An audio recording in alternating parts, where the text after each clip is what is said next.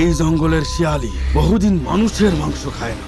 দেশের প্রথম প্রাপ্তবয়স্কদের জন্য মুক্তি পেল সিনেমার নাম ভয়াল। অন্তর্বর্তীকালীন সরকারের গঠিত সার্টিফিকেশন বোর্ড স্বীকৃত দেশের প্রথম প্রাপ্তবয়স্কদের সিনেমা এটি। শুক্রবার দেশের 18টি প্রেক্ষাগৃহে ছবিটি মুক্তি পায়। ওখানে আমি আর আয়েশা যা করছি এগুলো তো ছোট পোলাপাইন দেখতে পারবে না। আমরা একটু সুরসুরি বুঝি, একটু সেক্স বুঝি। বিপ্লব হায়দার পরিচালিত সিনেমাটির অন্যতম প্রধান চরিত্রে অভিনয় করেছেন ইরফান সাজ্জাদ। ক্যারিয়ারে এটি তার দ্বিতীয় সিনেমা। এই অভিনেতা বলেন, সিনেমার যে বার্তা তা খুবই ইউনিক, যারা দেখবেন ভিন্ন রকম স্বাদ পাবেন।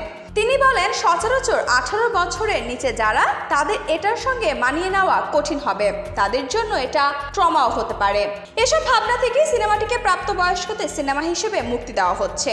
ছবিটিতে ইরফান সাজ্জাদের বিপরীতে অভিনয় করেছেন আয়েশা খান। সিনেমায় গ্রামীণ কিশোরীর চরিত্রে অভিনয় করেছেন তিনি বলেন, পাহাড়ি পটভূমিতে শুটিং হয়েছে, পুরো ইউনিট প্রচুর কষ্ট করেছে। প্রেম, ভালোবাসা, যন্ত্রণা সবই পর্দায় উঠে আসবে। আশা করি দর্শকদের ভালো লাগবে। পরিচালক বিপ্লব হায়দার সবাইকে ভয়াল ছবি দেখার আহ্বান জানিয়ে বলেন, ভয়াল গল্প নির্ভর সিনেমা, হলে দর্শক গল্পের মধ্যে ডুবে যাবেন বলে আমার বিশ্বাস। সবাইকে বলবো, হলে এসে সিনেমাটি দেখুন, বাংলা সিনেমার পাশে থাকুন। সিনেমাটিতে বিভিন্ন চরিত্রে আরো অভিনয় করেছেন গোলাম ফরিদা ছন্দা, লুৎফুর রহমান জর্জ, ম্যাক বাদশা সহ অনেকেই।